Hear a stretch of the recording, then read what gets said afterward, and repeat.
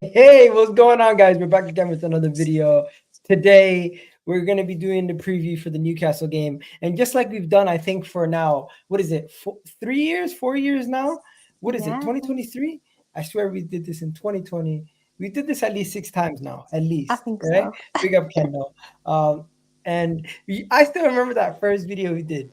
That was like one of my first videos that got over 1,000 views. So I was like, I really liked that video, and I think a lot of people did. So I always like having Kendall on. We couldn't do it last year because I was freaking shitting myself over the league title. So we're just talking about that every day.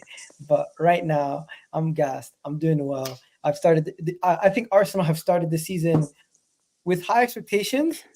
Comes a lot of criticism. Mm. Like, if you look at the points and how we've done this season, you would say Arsenal had a better start to the season. But if you look at expectations, you could make a case that Newcastle have had a better start to the season. What do you think? Um, yeah, I guess because I don't think everybody expected us to be competing still on like every front at the minute, because obviously we're still in Champions League. I know that's basically because we still have like 3 more fixtures left, but we're still in the Champions League. We've obviously done well in the Champions League so far. We're still in the Carabao Cup, and yeah, 6th in the Premier League. So I think I read somewhere last week that we were like 2 points better off than we were last year. So last season at this stage. So we're actually doing better with more responsibilities. So yeah, and obviously I know Arsenal fans probably didn't expect to go out of the Carabao Cup yesterday.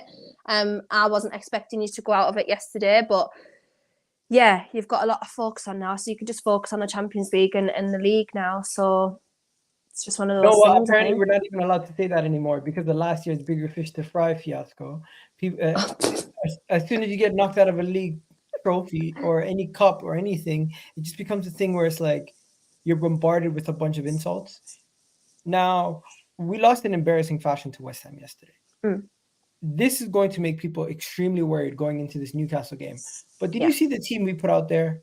Like, I who didn't, because played? obviously I was at the game last night, so I haven't seen any of the Arsenal game yesterday, so I don't even know how it was or who was playing or anything. The only thing I saw was Paqueta's stepovers just randomly in the, in the middle of the The game. most irrelevant stepovers also. Like, Because he what did they barged the even guy. do? Like, what did they even do? He It's just barged the so guy and funny. does a bunch of stepovers for no reason. Okay, I think Mikel Arteta personally, I feel like he kind of threw. He didn't throw the competition. He felt like the team was good enough to win. Mm, Obviously, they didn't perform to the level that he wanted them to perform to. We got absolutely battered in the second half from West Ham. First half, we conceded our own goal, and West Ham didn't really do much. Second half, they really turned it on, but we just were not. We were not creating enough chances. We were not doing enough. It was just not good enough. And well, this was West Ham at the full team. strength as well. Oh, I was going to Yeah, say this that. is the West Ham team. As you can see, their attack, they went with a pretty strong attack in midfield. Mm, Their defense is where they rotated slightly. So, I mean, not too much rotation, I don't think, from the West Ham side. Maybe three or four max. You look at the Arsenal team. You got Nelson in there. Trossard's a backup. Eddie's basically a backup. You got you got Jorginho as a backup. Vieira's a mm, backup. Havertz, who's now basically a backup also. And then you go to the midfield. You go to the defense, and it's KVR and Ramsdale. So only 3 starters, official starters in the team. So it's like, what are you gonna do?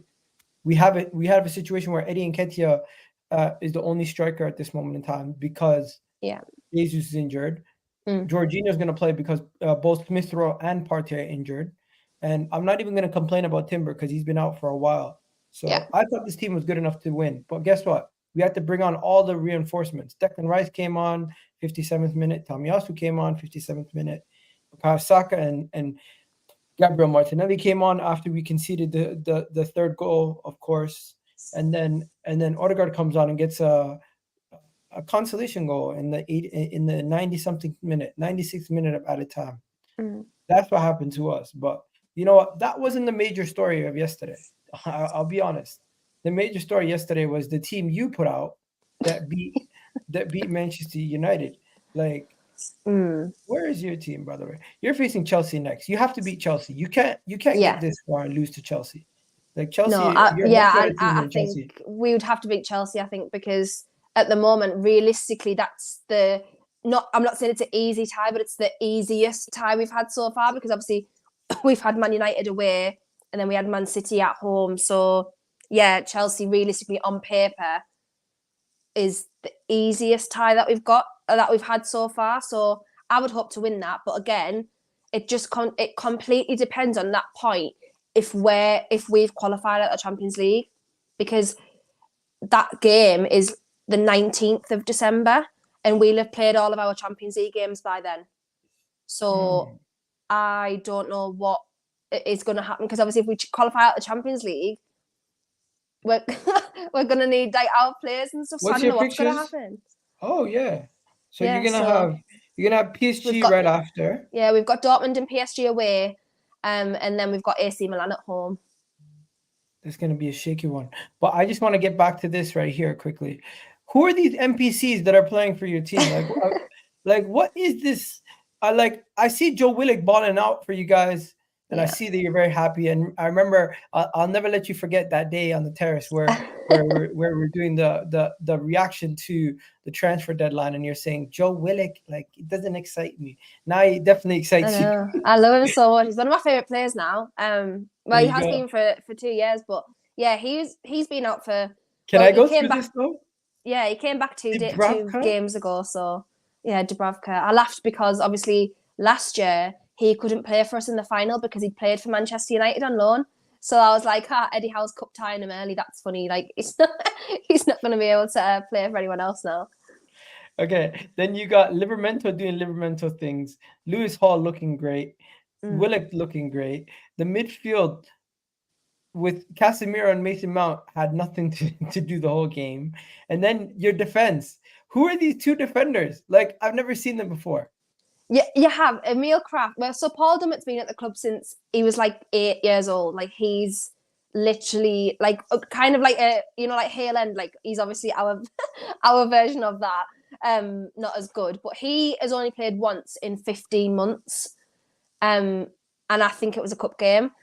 Kraft has been out for 15 months with an ACL injury. He did it against Tranmere Rovers last season in the FA Cup.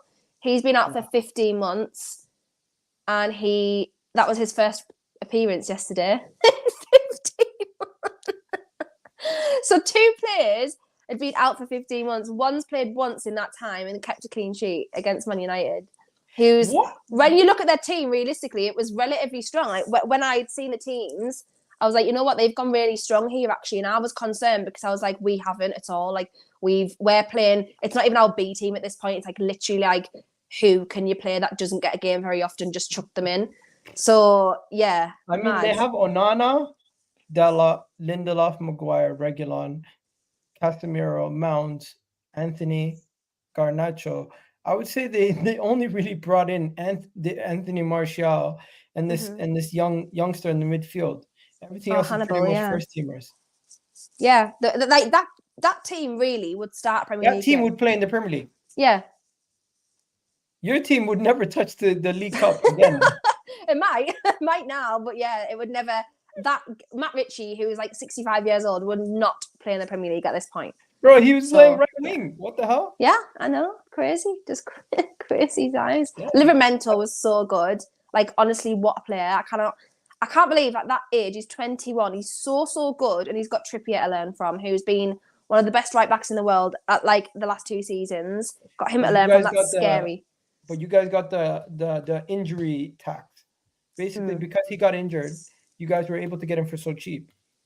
Yes. Well, yes, but we still paid quite a bit for him, because I think we paid about 40 million for him. So we still paid quite a bit, but I think he would have gone for more because he was just so class before he got injured, like so class. We're seeing it now. So hopefully he doesn't get obviously a bad injury ever again. But yeah, he looked so good last night. Lewis Hall, brilliant. I don't really have a bad word to say about any of them, to be honest, because everyone was just on top form, clean sheet, 3 goals. It was just, it was just really, really good. And it just goes to show the difference, I think, in where the squad's heads are and the mentality is, because like those players, they're fringe players for our team. They're not players that will play regularly, yet they still were fighting for the badge. They still wanted to win. They were going out doing the best that they possibly could to win that game. Whereas you watch Man United and half of them were running headless round. Like, they just didn't even know what was going on. Like, so it just goes to show the mentalities at the club at the minute. And I obviously understand Manchester United have got issues going on, but doesn't every club have issues, like, in some respect, with injuries or things going on? So yeah, it just shows the mentality difference, really, I think. Yeah, stop smoking her teammate. We stopped paying for it. What?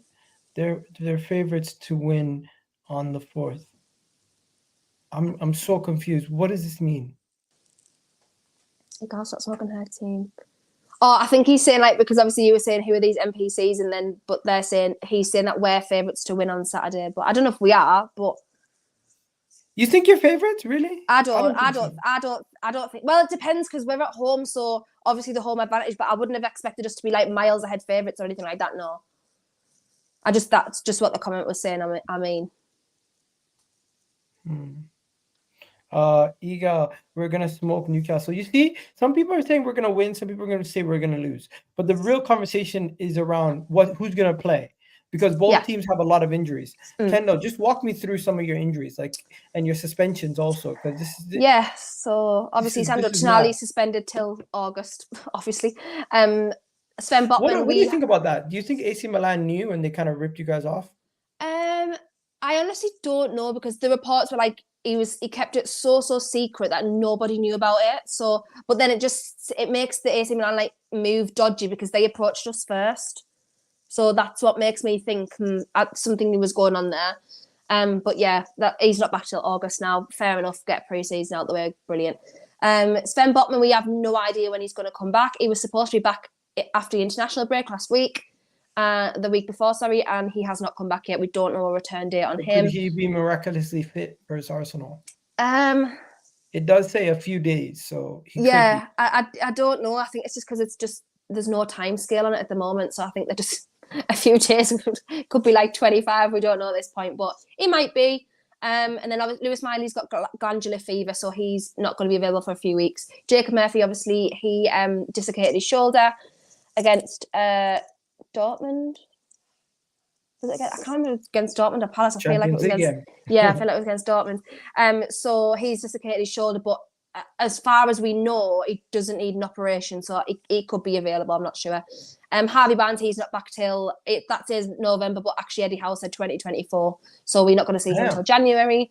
Elliot Anderson, back injury. I'm not sure. He's again next year, and then Alexander Isak is about 4 or 5 games. What happened to Isak? He came off really, really early in the Dortmund game.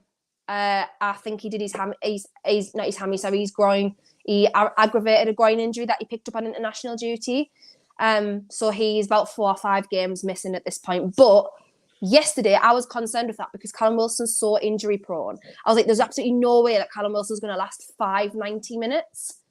He didn't even play yesterday, and Gordon was fantastic as not as a 9, but as a false 9 centrally. So I think we're absolutely fine. We're fine if Isak's out, and we can kind of rotate Gordon, Joe Linton, obviously started as a striker. And Callum Wilson, I think we'll be okay just to rotate like that. Okay. And then for us, it's pretty simple. Thomas Partey got injured, basically doing a gender reveal, kicking the ball high in there, kicking the gender reveal ball. Jurriën Timber is injured, obviously, from the first game of the season. He's going to be back in January. Thomas Partey is saying November, but he's going to probably be back in December himself. Jesus is going to be back early December. He's going to miss all of November due to a muscular injury that he picked up in the Champions League game that we won, I think, that he scored in against Sevilla. And of course, then you have Emil Smith-Rowe getting a mysterious knee injury a couple of days ago. We don't know how long he's going to be out for, but at this moment in time, it says a few days. I'm starting to get sick and tired of some of these injuries consistently happening, like the guys like Thomas Partey, Emil Smith-Rowe, and even Jesus is starting to get a little injury prone. These kind of guys, you have to wrap them in cotton wool, and you need to make them bench players. You can't have them as starters. And when they come off the bench, the problem we have as well with like Isak and Wilson and stuff like that. Yeah, the reason why Wilson is so good is because when he's fit, he could be a starter in most Premier League teams. It's just when he's injured, when you have Isak and him fully fit and firing, you look good. But the moment you don't have neither of them, who's going to step up for you guys for the goals? Where for us, Yeah. our midfield is decapitated the moment Partey gets injured. Thank God we finally signed Declan Rice, who can hold it together for us. But before every time Partey got injured, we used to be in worry. Jesus gets injured, we don't have another striker. We need to buy a striker in January. Timber will manage, and Emil Smith Rowe. It's getting to a point where, looking back, we should have accepted Aston Villa's bid. Maybe was that just in the summer that? No, but that was that actually we couldn't have accepted it back then. But looking at it, if somebody offers us money going forward for Emil Smith Rowe, I'll probably take it. Okay. I would probably take it. I like him as well. Like last season when he was playing really, really well, like at the beginning of the season. Might be in the season before, but he had a really he had a really, really decent time, and then he looked really good, and then obviously he didn't start very often, and I thought that's a bit strange because I actually really liked him at one point. And I used to call him the Croydon De Bruyne and that. But yeah, I don't know about Emil Smith Rowe. It's strange. It depends how much you guys would ask for him and stuff like that, because obviously there'll be clauses in there, and because he's HLM boy, isn't he? So there'll be clauses and stuff in there. So yeah, it'll be interesting to see if he goes anywhere really. Okay, and I just want to look at our recent form recently. You actually have better form than us, based on the fact that you lost to. Actually, what am I talking about? You drew 2 games, lost 1 game in your last 5. We've drawn 1 game and lost 1 in our last 5. So pretty similar. The thing is, I just feels like you guys are doing so much better because you're smashing teams consistently. You're scoring 3 goals versus Man United, 4 goals versus Crystal Palace. How many goals did you score versus PSG? How many goals did you score versus Sheffield United? Where is this firepower coming from? Because I felt like that was what you guys were missing last year, where this year you're just scoring all these goals at will. It's starting to get a little bit scary. And that's why people are saying they're scared of Newcastle, is because when they see you score 8 past Sheffield United, when they see you scoring 4 past Crystal Palace, 3 past United with your B team, it is very worrying signs for a lot of these teams that are struggling to score, like Chelsea, for example. Yeah, do you know what? I don't know where it's coming from, to be honest, because like obviously last year we were scoring goals, but not at this rate of like nearly every single game. I think the only thing I can think of is obviously Brighton. We lost against Brighton. We didn't score, and then like Liverpool, obviously that was 2-1. But the rest of them, like Man City away, I'm just going to discount because that was 1-0 away at Man City. I'm really not bothered about that. That's fine. And then, I think the only other game probably that we haven't, in the Premier League specifically, that we haven't really scored much in, I'm trying to think. No, because obviously Man United, Carabao Cup 3-0, Crystal Palace 4-0, Sheffield United 8-0, Wolves was 2-2 at the weekend. I think we beat Brentford relatively well. So yeah, most games we've gone into it and we've played okay. The only problem is this is our first now since Liverpool and obviously the Man City games. This is our first like big test of the Big Six.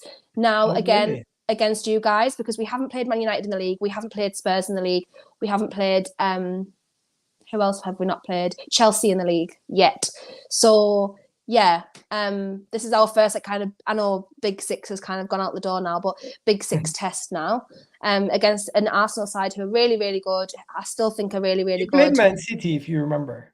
Yeah, we played Man City in Liverpool and Brighton, but the rest, I mean, like the rest of them, we haven't played anyone else since then. So it's our first real test after those games, after we've been on good form. After we had a few decent results. So it'll be really interesting to me to see how Saturday goes, because I think... Hello? Can you still hear us? My brother was just ringing. Yeah, you're good. My brother just started ringing me. So depending on how Saturday goes, that will kind of let us judge where we are as a squad at the moment, because this is our test.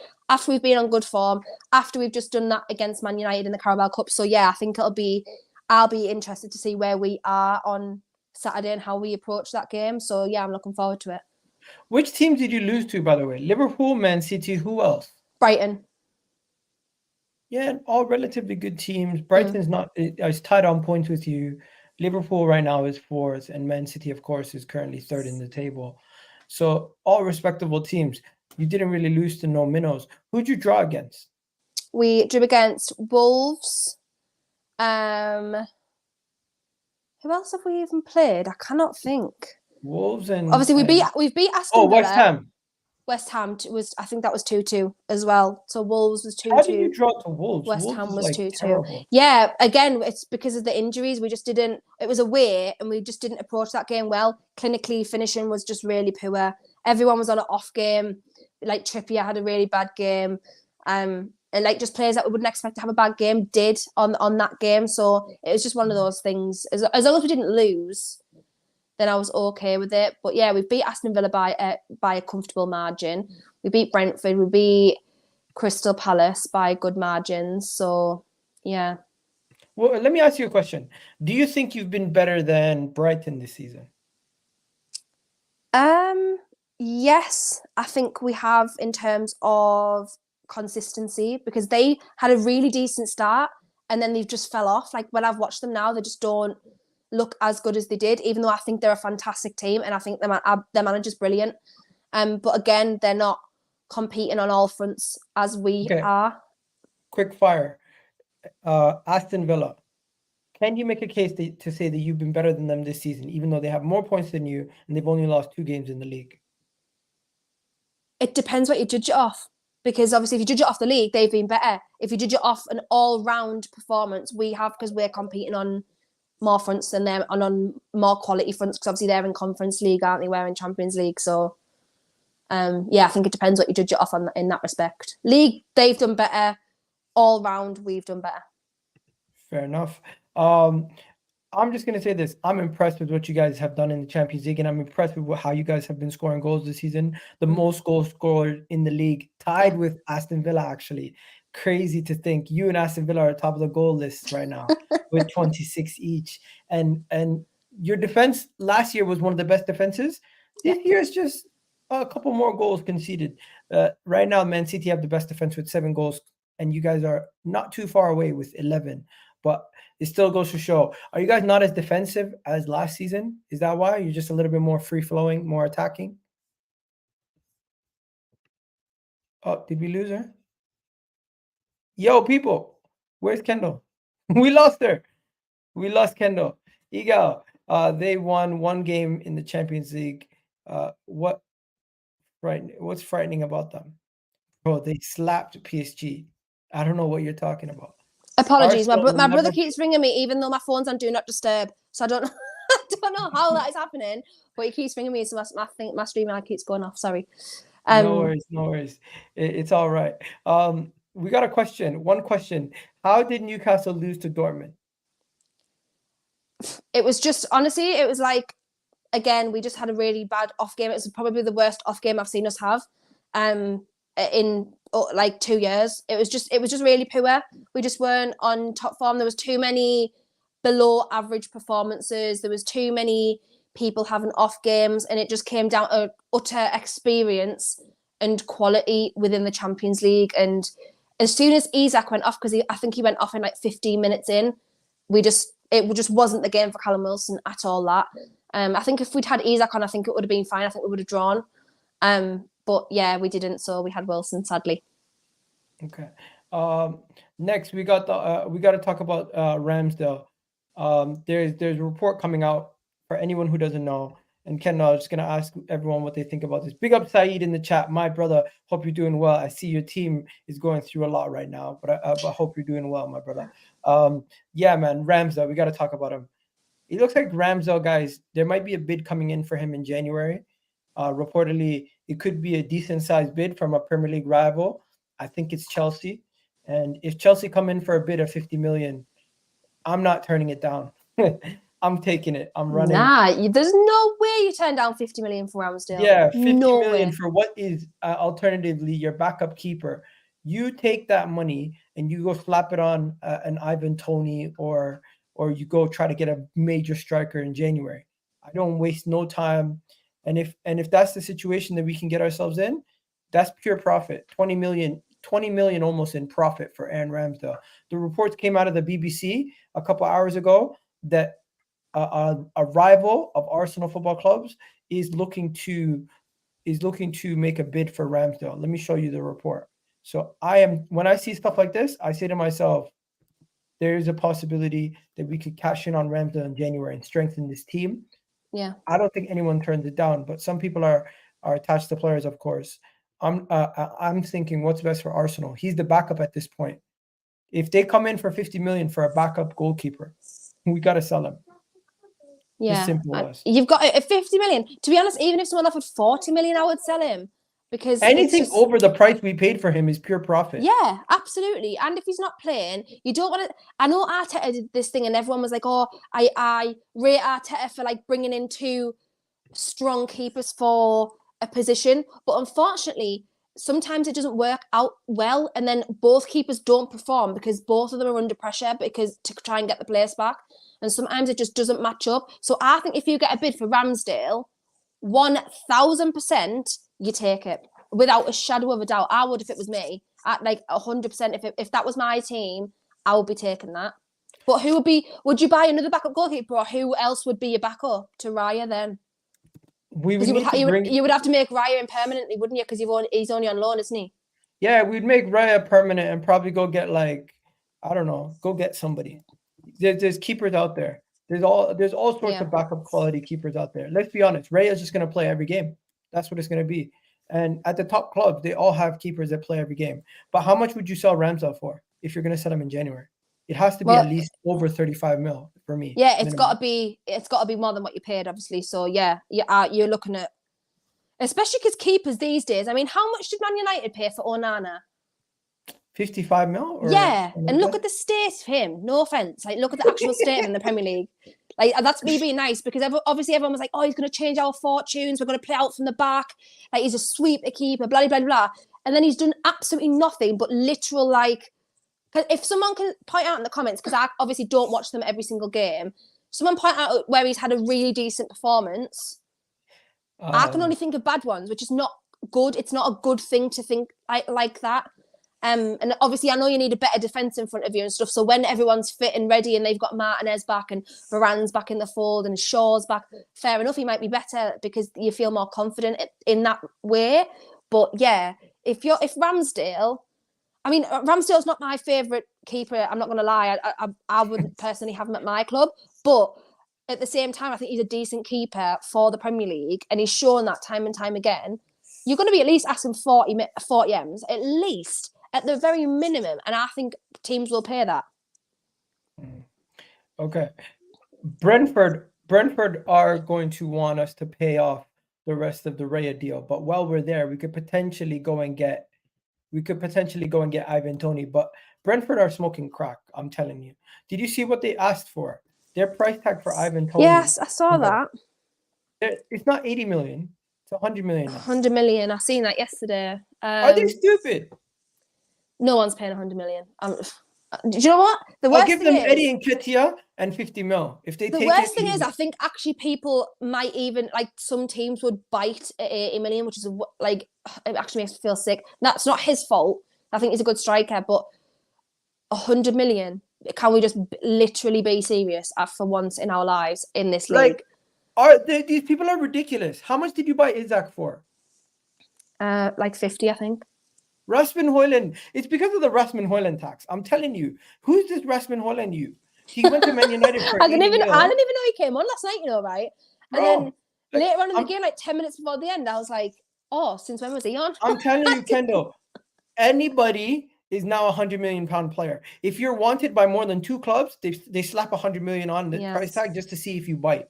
That's what just they the do. State of football, is it? And plus Ivan Toney, I think there'll be a couple of teams, won't there? Because Chelsea were interested as well. Spurs, they're obviously going to try and replace Richarlison at some point because, yeah. How dare you compare it to Rice? Rice. Well, it's not. It's actually because Caicedo initially was the one that, I know that transfer didn't happen until later on in the window, but the asking price for Caicedo was this summer. Yeah, Lukaku, Mudryk was over that. Pogba, Sancho, Anthony, they've all gone for like 80, 90 million. So listen, it's a joke. Obviously, it's a Man City fan making a joke about Rice, but you got Chelsea did Lukaku, Mudryk, Caicedo, Enzo. You Look, have it's Manchester your United, fault, Alex. Anyway, Alex, Jack Grealish. Jack Grealish too. At least he won something, for God's sakes. But you know what? You could put Amron in the team, he'd still win, right? Yes, that's anyone would win at Man City, I think, with Pep, to be There honest, at you this go. stage. Yeah. Before we go on to anything else, obviously Arsenal have an issue with the forward line at this moment in time. We've kind of sorted our midfield, but Mm. what do you think about the whole Kai Havertz situation? Because I just want to know what your thoughts are. Because from my perspective, I honestly believed we could find a way to slot him into the midfield, but it's not looking good, Kendall. It's not looking good. It's taking him a while to adjust. He's Mm. good defensively. It's actually crazy. Defensive side of his game in the midfield, he's able to win the ball back, win duels, do all the physical things that he needs to do. It's just on the ball, he can't control his touches quite easily. He's not able to move the ball quickly. And in the midfield, you can see that he's out of place at times. But when he's not on the ball, his defensive work rate and everything else is amazing because I think he's able to replicate what he was doing as a striker. Arteta might have to do it Eddie Howe and turn him into Joe Linton, turn him into a midfielder. Because That's what obviously he's trying to do. Joe Linton was a striker and then a winger, and then he's now one of like the best on How form long did it take midfielders in him the to league. become good at that? Probably like half a season, I guess, to become really good. It wasn't very long because Eddie Howe identified his attributes. He's the attributes that he was good at. That was holding the ball up. It was physicality, and it was intercepting play with tackles and things like that. His goal scoring and his shooting and his finishing was never his strong point. So incredibly, I don't know how he's ended up as an attacker. I don't know, but it might just be like German league tax. Havertz, you're just going to have to move into midfield and stop being a striker. But do you know what? I honestly, personally, as a forward, I'm not saying it as a midfielder because we haven't seen him much as a midfielder, but as a forward, I think Kai Havertz is crap. And I could not believe Arsenal in terms of that your business has been relatively good, maybe Pepe aside, but the rest of the business has been relatively good. Now I was so shocked that a team like Arsenal was going to go and pay 65 million for Havertz. I was actually shocked. I was like genuinely shook to the core because I was like, that's just not. I don't think that's an Arsenal move to me. Like it just didn't seem like it, anyways. But anyways, if anyone could improve him, I thought it might be Arteta. Arteta might have an idea for him. He might know where he wants him in the team. But yeah. We're going to have to see if he can fit in the midfield. I don't know, because obviously you said you've got midfield injuries, so maybe this is his time to He shine. actually bought him to try to play him in that Joe Linton type role, but it's not working right now. We have to wait and see how long it takes him to get sorted out. Also, the problem is as well, though, he's a Premier League player, do you know what I mean? So you would expect him to, I know it's a different position change, but you would expect him to come in and actually show at least like something where you believe, yes, this is where he's going to play, this is what he's going to do. But it remains to be seen. I don't know. Maybe he will play midfield. I don't know. Is your team going to be very similar to the team that played the last game for Newcastle in the Premier League? Last league game, I would say. So I think it pretty much picks itself. However, I would have said that, but yesterday I think probably caused Eddie Howe a couple of headaches because everyone performed so well yesterday. So I don't know what actually he's going to do. But normally the Premier League team normally picks itself. So it's normally Trippier, Shah, obviously with Botman out, it's Lascelles. Let me show you who scored has as the predicted score lines. Egal, you're foolish about Havertz. Hold that. You know what? I'm gonna have to hold that. What am I gonna do? Am I gonna try to throw it away? So they got Pope, Burns, your boy Lascelles, Cher, Trippier, Longstaff, Gamarish, Joelinton, Amron, Wilson, and Gordon. And then for Arsenal, they have Raya, White, Saliba, Gabriel Magalhaes, Zinchenko, Odegaard, Jorginho, Rice, Saka, Eddie Nketiah, Martinelli. The only change I would make to this whole thing is Tomiyasu in for Zinchenko. Right. That's it. Yeah, I personally, our team, I think ours will be the same as well. Because it's the same pretty much most league games. Like it picks itself when we've got injuries. So I don't think Willock will start, despite how good he played yesterday. I don't think he's going to start. Because again, he's still with kind of managing his injury still. Obviously, we don't really have any other option on the right wing at this point. Although Almiron, I think, played much better on the left wing yesterday, but he's left-footed, so maybe that's why. I don't know. So yeah, I think that'll probably be our team. I wouldn't necessarily change our record is. away at. We've got a really bad record against you guys, really bad. We've actually lost twice in the last 6 times we played at your ground. 2018 and the year when we were trying to get top 4. That was that was probably like one of the best games I've seen us play, to be fair. Yeah, that was like the first time I seen your whole fan base united, back together, happy, and takeover is done. You got good players now. You're playing good football, and you guys beat us 2-0, ended our season. Yeah. That was a good game for us. I'm honestly that day I wanted to cry. I think I did cry. That I just don't know how, because looking at obviously them results, there's like been a couple of 2-0s in the last time you played at our place, but I just don't know how it's going to go, because realistically, when I look at the last time you played, when you played us at home last season, I don't think anyone was expecting you to actually beat us 2-0 at that point, because we were on good form still. But you had a really good game, and you just utilised the space really well. Odegaard was absolutely brilliant that game. But this time around, I just don't know how it's going to go. But you're the team that concerns me, because I just don't know what it was late in the season. Going to show it was late in the season. We're still going for the league, and people were starting to see the cracks in our armor, and we're starting to lose games. And I think that was one of the games that we won. People still in the fight. But it was pointless at the end of the day, because we ended up still dropping off at the end. Yeah. But that was a good win. And I don't know how I think it might be a draw on Saturday. These are all close games. Yeah, I think it's going to be a draw. It's going to be a close game. If history repeats itself, it's going to be a close game. Traveling away to Newcastle is never easy. I am genuinely worried about this game, because of how good you guys have been attacking wise, and how good you guys have been defensively, how physical your midfield is. We're going to have to do something that we did last year.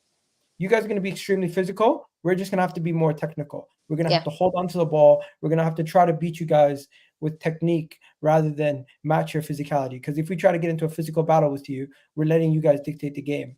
Yeah. We have to do what we can to play our style of football. And you want to know something? You might have the ball more than you think. Because this season, we have been actually giving the opponent more possession, conceding possession, and just trying to find our way. We've been more surgical. We've been more meticulous with our movements, and less like gung ho like we were a couple of years ago. Right. So you're not going to find as much space in behind. You're not going to find as much counter-attacking opportunities. It's going to be more of a situation where we try to keep the game in front of us, and the only times we're going to push forward is going to be if we see an opportunity, or somebody drives through the midfield, like Declan Rice wins the ball and drives all the way. But majority of the time, it's just going to be simple sideways, backwards, trying to push you until we have you against the wall, and then we just try to get a cutback for open goal. It's been very much like not as open, not as fluid football as it was last season, but I think that's by design. I really do believe that's by design, because we might not have the personnel to play the way we wanted to last year.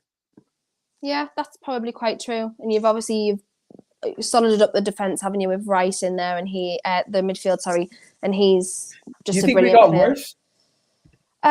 No, I don't think so. I don't think you've got worse. I just think other teams have got significantly better. Like Spurs, for example, no one was expecting Spurs to improve the way that they have, like straight off the bat. And now, because of that, that's like the benchmark. Everyone's looking at how they're playing. Everyone's looking at what they're doing without thinking. They haven't got Europe. They haven't got any extra Carabao Cup games at the moment. They've got nothing else to focus on other than the league. They've got, I'm not really sure about the team, but as far as I'm watching, I don't think they've got any significant injuries. Apart from like maybe Bentancur, but he doesn't barely play anyway because of his injuries since he's even joined Spurs. So yeah, that's like the benchmark now, where it's so like people are even looking at Man City and being like, well, Man City aren't playing as well as they were because they lost 2 games in a row.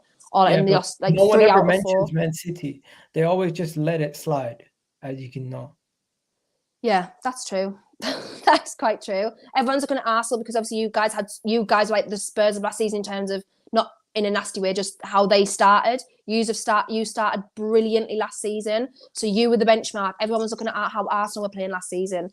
Obviously Aston Villa were playing really well. Liverpool are gone under the radar because of how they're playing. But it's just, that's the problem now. And everyone's now, because so many teams are improving, they're looking at the negatives more. So like everyone's like, about us, for example, people are like, oh, you're never going to compete in the Carabao, you're never going to compete in the Champions League altogether. Like, and we still are. And that's bothering people because they're like, but you've got injuries, your team's not good enough to compete on them levels, and we still are. And even I'm shocked, to be fair, because I just thought, seeing that team last night, we were throwing that game, I was like, oh, he's not asked about this game, like he's not going in to actually win this game, and then we ended up winning really, really comfortably. So yeah, I just think everyone's like just looking for the negatives really now. But I don't personally think you've got worse. I do think the team's gotten better, because realistically, you didn't lose anyone of massive. By the way, you got significance. Tottenham fans calling you out. Bentancur played a lot before his injury, to be honest. Yeah, before his injury, but since he got injured the first time for Spurs, you haven't seen him that much, especially this season anyway. When did he I get think he's a good player. He's been injured in 2 spells. I'm sure he got a really long-term injury. You got the little one there. Yeah, she's just tapping me on my shoulder. He got injured in like 2 spells, I think. It might even be more than a couple, because it was like joined all together. But yeah, I think he's a good player. But other than that, they haven't got any. They've strengthened as well with like Maddison. Their keeper's been one that I got shocked, because even I was like, because everyone was like, oh, their transfer business is better than yours. To me, this was in the summer, and I was like, what? Like for a goalkeeper from Empoli, who I didn't know anything about, and Maddison at the time, this was the argument that I had with obviously Jill, as everyone will remember on this channel, and he's been brilliant. Vicario's been absolutely brilliant. Maddison's been absolutely fantastic, like genuinely fantastic, and he's unlocked so much of Son and people like that, who's just gotten so much better. And Van de Ven's been brilliant signing. So yeah, their business has been phenomenal. But as I said, again, they're not competing on anything else other than the league. So they, for me, this year, until it obviously gets to FA Cup time, they have absolutely got to get top 4 this year, absolutely without a shadow of a doubt, because they don't have anything else to focus on at this point in time. And I don't think really Spurs fans would even disagree, because they've literally only got the league to focus on. I don't even know how we got onto Spurs, Kendall, but we're going to divert back to the league. Of course, you think you're going to get top 5 this season? I didn't initially, but they're proving me wrong every single week. So yeah, hopefully 5 places as Champions League, and we'll get top 5. Arsenal losing to West Ham in the Carabao Cup. We kind of have to bounce back with some positivity. A lot of fans are basically saying this cup, we don't really care about it. Is that the mentality that you guys and your fan base don't have that mentality? Because you guys just want to win whatever trophy you can, right? Yeah, we just want to compete in everything that we possibly can. For me, it's strange, because I've had this argument a few times, like whether people would rather us do well in the Champions League and throw the Carabao, or whether they'd want us to go for the Carabao and like be weaker against you guys. It was the argument that I had earlier in the week. And for me, in terms of when you look at the league for me is always important, because I think Champions League, if you try and get players, they're not going to think, oh yeah, Newcastle won the Carabao Cup last year, brilliant, I want to go and join that club. It just doesn't work. The reality is, it just doesn't work like that. If you get Champions League, that's what players of a higher caliber are more bothered about, and that is just the simple bottom line fact. However, if we win the Carabao Cup this year, for example, something that I never thought I'll be sitting here saying is even a possibility, but obviously last year got the final. If we won the Carabao Cup this year, it just stops that argument of, well, you've never won anything. You haven't won anything, so you're not good enough. What have you won in the last such and such years? Which loads of rival fans attribute to other teams. So like it would just, it would just completely wipe that out and wipe that argument out, and then people would have to start actually being a bit serious about us, even though it is the Carabao Cup, because they don't have that argument anymore.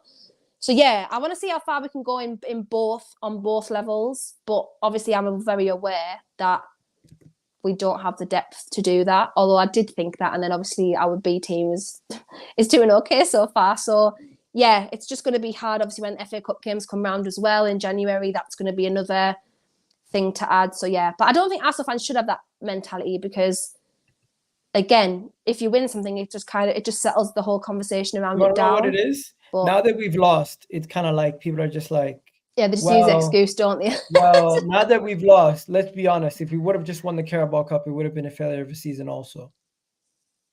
So it depends. Like, I understand, like, it's different. Like, the kind of, what's the word? The expectations are different because of how you guys competed last year. Obviously, was it the FA Cup or the League Cup you won a couple of seasons ago? FA Cup. FA Cup.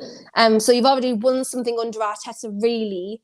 And you would hope to kind of match that. Would have to be the next level, obviously, wouldn't it? It would have to be like at least the Europa League to get the Champions League next year, or the Champions League or the League. Yeah. So I get that. I do get that expectations are different. But for us, if we win the Carabao, it's Europa League next year. They're guaranteed. So that would be... I never thought about it that way. So it's just one of those things. I just don't know how... But what happens if Port Vale wins it? Would they get in the Europa League? I don't know. How would that work? I'm sure that happened once before. Didn't like someone like Swansea or something win the FA Cup? FA Cup, and then they ended up like playing in Europe the following season, but they got relegated or something. It was something like that. Had happened. This is what we love about football. Yeah. But let's get into our predictions. I'm not gonna lie, Kendall, I'm worried, and I think this is gonna be a game where we drop points. I really do believe. I really do believe you guys. We've rested Bukayo Saka, Gabriel Martinelli, Odegaard, Declan Rice, Saliba, and the goalkeeper Raya.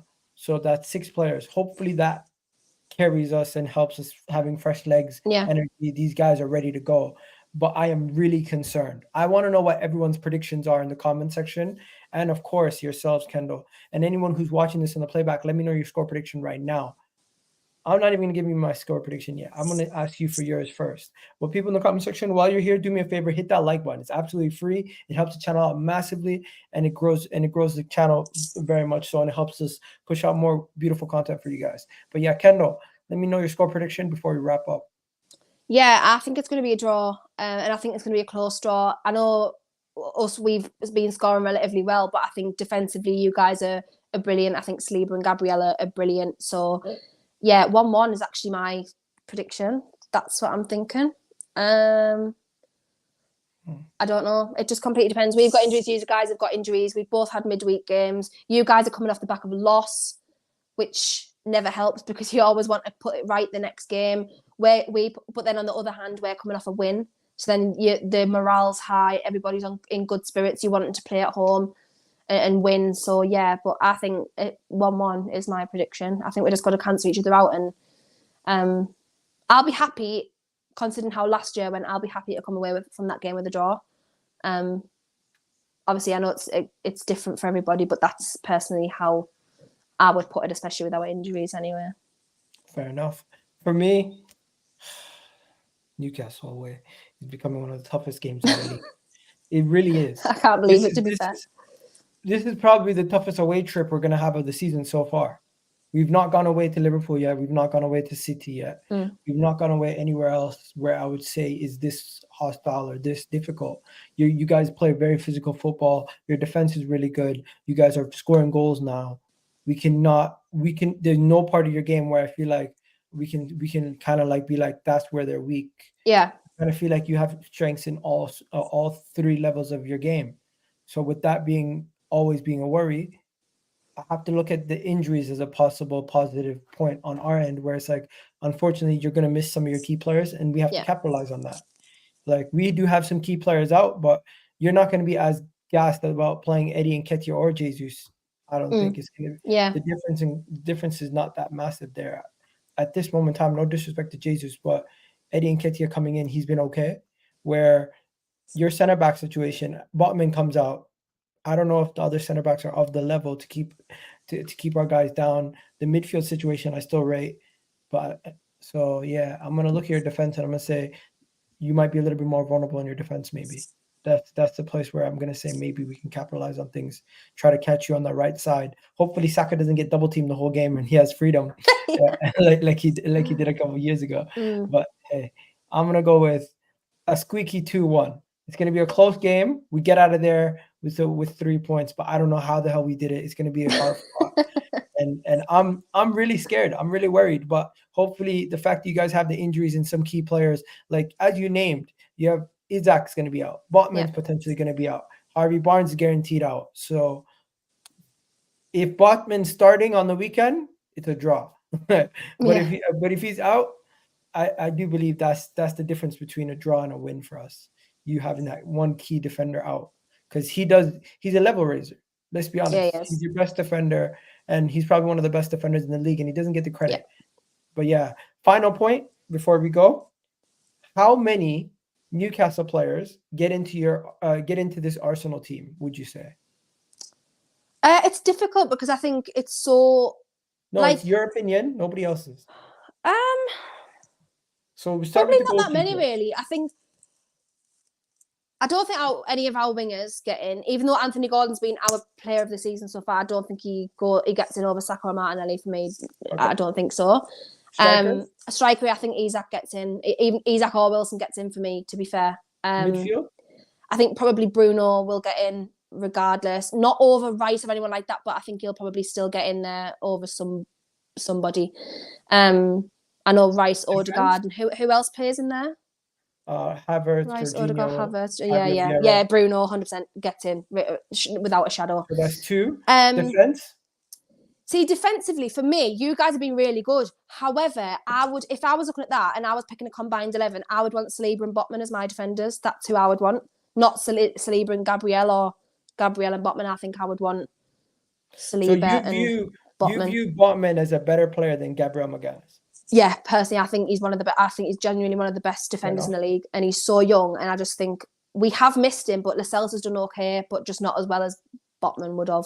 Where do you rank him as, if you were to rank him on a number between 1 to 10 as best players in the league in that position? Where would you put him? Oh, he's definitely top 5 for me, 100%. I don't know where, but I would have to think of the rest of the defenders So Botman and whether is it would be on 100% form. top 5 centre back in the I Premier League. personally think so.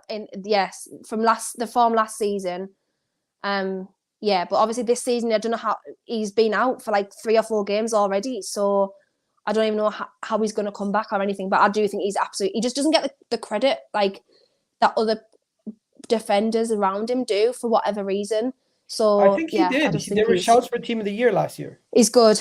Yeah, from last season, it was just brilliant. I just think personally for me, so good. With Saliba, Diaz, Van Dijk is still up there. He's been playing amazing this season. Yeah, last season was. See, this is what I mean. I'm going off last season, so it's like because this season it's last just changed. Like Romero and Van de Ven's been brilliant this season. Do you know what I mean? So maybe not top 5 this season, but I think overall from last season, if you're carrying on the form, better than Romero last season. Yeah, Botman was brilliant last year. So yeah. So if you go 12 months, then yeah, he's definitely top 5. I also agree there. But you know what the messed up thing is? Man City basically have like 3 top 5 centre backs then.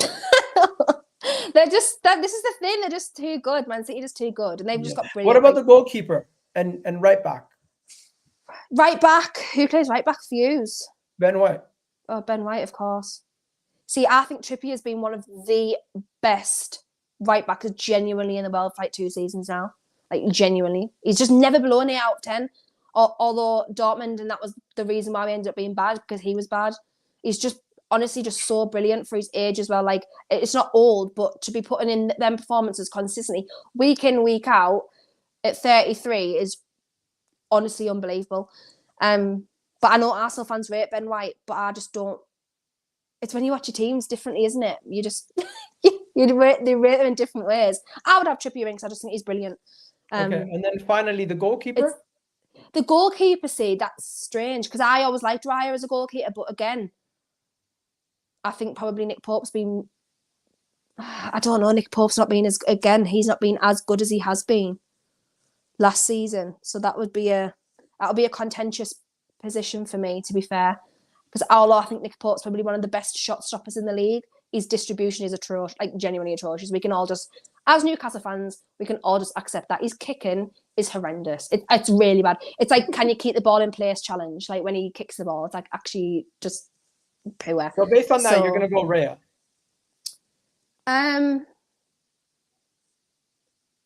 Yeah, I have only seen him play 1 game for you, though, and it was the game that he had a really bad game. Okay, so I'm going to ask everybody in the comments and anybody watching the playback, let me know how many Newcastle players would you put in this Arsenal team?